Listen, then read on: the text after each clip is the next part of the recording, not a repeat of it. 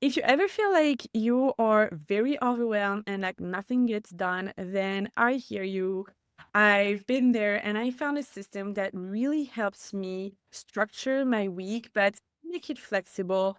And I created this routine of reviewing, reflecting on my week, and then planning. So I make sure that nothing is left behind and I remove as much as the overwhelm as possible when looking at my plan and all of the things that I have to do.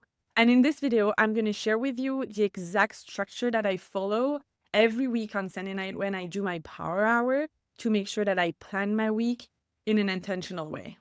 I know sometimes having a busy week full of tasks that feel super overwhelmed is hard. And I'm there with you a lot of time because I have a lot of things to do. I am a mom and there is always so many things.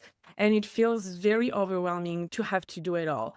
And I found a system that really helps me review what's going on and make sure that everything is planned properly so I don't miss anything and I don't feel that stress about all of the tasks that I have to do.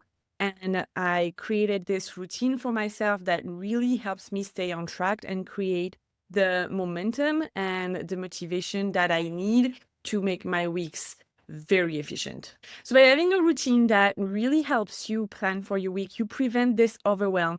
You also make sure that your actions are staying aligned with your long-term goals.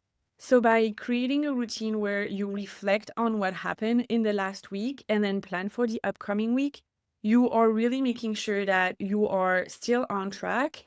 And if not, then you can refocus on what truly matters. So the first step of my routine is to actually review what happened the previous week. So I go through my list on my ClickUp of all the things that I've completed.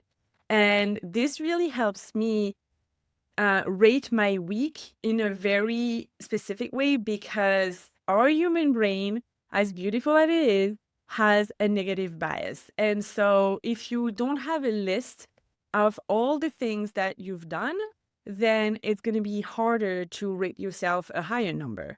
So having a very detailed list of what you've accomplished and you've reviewing that is the first steps. And you don't have to have ClickUp. This can be just using your planner or your calendar, anything that works where you can keep track of your tasks and make it easy for you to review it at the end of the week. This way, you're going to save a lot of time. It's going to be way easier for you to review your week and actually rate yourself. And you're going to rate yourself objectively because you have the list of all of the things. And it feels good to see a long list of things that you actually accomplished. So it can be on paper, it can be digital, but you would love to see all of the things that you've accomplished during the week. Then the next steps are to celebrate your wins. So write down the biggest achievement or milestone of the last week. This is just to celebrate and make sure that you are identifying things that are working and push yourself to keep doing these things.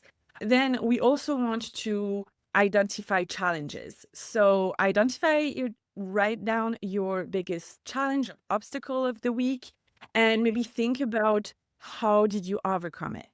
And then one thing that I love is writing a lesson. So your biggest lesson for the week, it can be related to personal or business, something that you read or something that you heard, but write it. And this is super interesting to keep track of because then you can go back 6 months, a year from now and like be reminded of the lessons that you learned. So the next thing to do after you rate your week is to celebrate yourself. So write down your biggest achievement or milestone of the week because this is very important to identify these things to like keep the momentum and the motivation going because celebrating is what gives this dopamine hit to our brain and that makes us want more of these. It will also help you see the things that are working and make you want to do more of these. Next is live happy. And I love this section because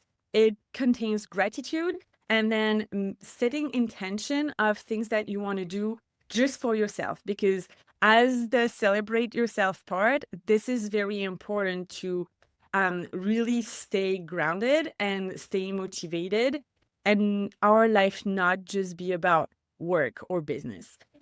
So listing at least three things that you're grateful for every week, and it doesn't have to be like big things. It can be like smaller things, like just a longer hug or like a phone call that you got, or a glass of wine with your friend, like something that is fun that you really enjoy during your week. List it, because there is power in writing this thing and seeing them more.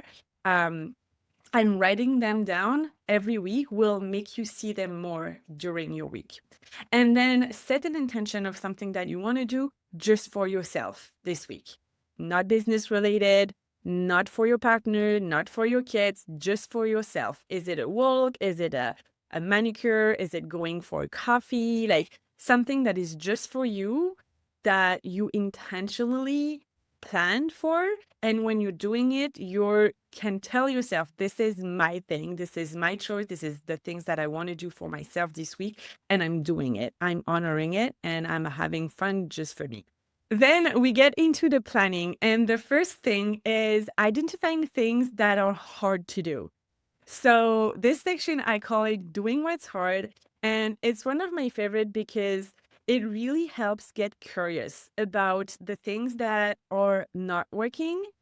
So for example, these are the tasks that you can see coming back again and again on your to-do list. It's there. So that means that somewhere in your head, in your heart, it's important, but it's the first thing to go. So really make sure that you identify the things and then get curious. What's the thoughts around this task? And really try to like change your mindset or find new ideas on what to implement to make sure that this is happening for the week. And I like to focus on just one thing, because this is something that is already hard to do. So we don't want to list five things that are hard to do and that we want to work on for this specific week. It's going to be too much, and then you're not going to do any, and then you're going to be frustrated. So choose one that you find is the hardest to do, and really intentionally decide on what you're going to do for it this week, and make it very specific on three actions that you're going to take towards this specific task. And then we get into the rest of the planning. And this starts with a brain dump. I like to do it by project. So I take each of my different businesses or side hustle, my personal life, my volunteering position, and I like to go into each of them and like brain dump everything, look at my to-do list that I already have from previous week, and really decide on what I'm going to focus on for this week. And this is your first prioritization.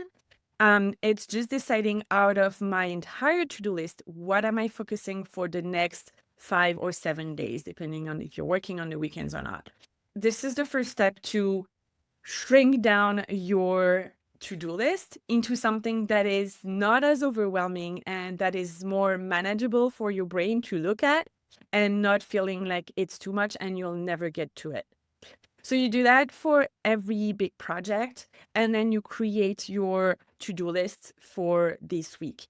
I love using ClickUp for that again, but it doesn't have to. You can use other tools, or you can use a paper planner if this is what works for you. I find that having it on a digital way is easier, because you can just copy and paste, and also you're not losing time of like rewriting things on a different list.